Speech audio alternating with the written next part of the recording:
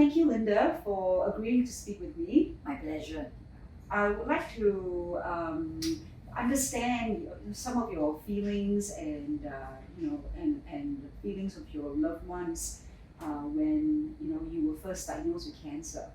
So I understand that it's been quite a few years, but I would like to find out if you would mind sharing with me what are some of the how you felt and when you were initially diagnosed.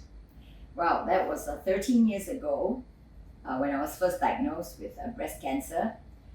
The thing is, actually, I was very lucky that 3 years before I got diagnosed, I was actually volunteering at Breast Cancer Foundation. So, at Breast Cancer Foundation, they actually have awareness to promote early detection, right? And I think that was very important. The analogy would be like if you are preparing for an exam, and if you study all the topics and then you go in very confident, you know everything. But if you're like me, before the exam, I only spot the topics. Of course, when I'm going into the exam, I'll be very scared. So, actually, awareness, I think, is the main thing that actually cancelled all fear. Yeah. So when I was It's quite diagnosed, amazing that you actually volunteered yourself at BCF even before you were diagnosed. I think this is all, everything we do had a purpose.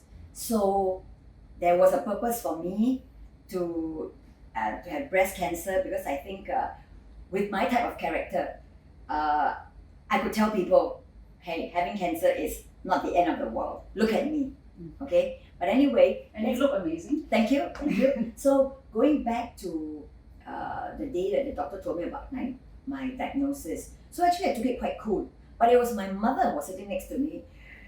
So drama, she just blurted out crying and gave the doctor a scare, because the doctor it was like as though my mother had cancer and not me. Because she was saying, wow, why was it you? It should have been me, So I mean, like older people, they are not aware. So for me, it was different. So actually, it was very cool. And how did your I guess other family members, your loved ones, how did they feel, and how were their reactions other than your mom? Frankly, after for example, to my husband, my daughter was still young. And the rest of the other members. Frank, what could they do, Serena? How can they help me? They're not my doctors, and none of them have had cancer. So what sort of experience can they share with me? So actually, frankly, when friends and family find out they have cancer, they feel awkward. They don't know what to say. Yeah. Right? Very often so. So they it's not that they don't really care about you, but they don't know what to say. So that's why they avoid you like plague. But I'm sure in their hearts, they are very, very concerned. So usually when I go and do my sharing with the general public, share my experiences, I will tell the healthy people that if you have friends who have cancer, not to worry. I mean, if you feel awkward taking up the phone and ask, how are you? Because that's sort of, it's a taboo question actually. How am I? I got cancer lah, so then how? So what the friends can do is do very practical things like asking them, oh, do you need any groceries? I can go to the supermarket and buy for you, and I'll deliver it to you. Or just very practical. Practical things errands like you gotta check. Shall I bag it in for you? Things like that. That I think this is a wonderful tip for actually many of us who have friends or relatives, who have cancer, and how do we support them and how do we approach them? Yes. Obviously, cancer has impacted your life in a very big way. Will you be able to share with me one particular moment of realization that hit you? Okay. I don't know whether you find a connection, but it was like, for me, it was like delayed reaction. So like I went through chemo. So during chemo, I lost my hair, so I was bald. That, like they always say, your hair is your crowning glory. So when I lost my hair, oh, okay, all right. Everybody in the salon, actually, they knew me. They were all in tears. You can see the eyes when they were shaving. But I was okay. But the moment of truth and realization came about 2 years later when I saw the show Pa Pa Yao, the 歌台 show. Okay, so actually it's a happy story. Yes. It's about this young girl, very pretty young girl who was a 歌台 singer, and she was diagnosed with cancer.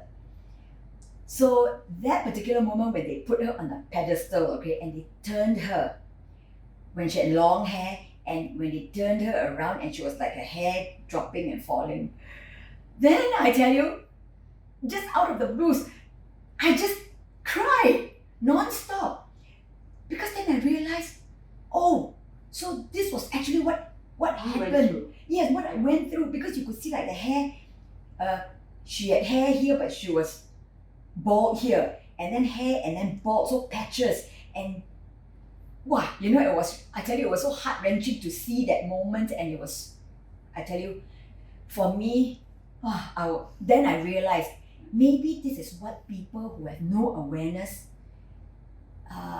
about cancer, what they were going to go through. So it really hit me to really feel for a person who is going through cancer with no help, no support, and walking alone, this journey, walking all by themselves.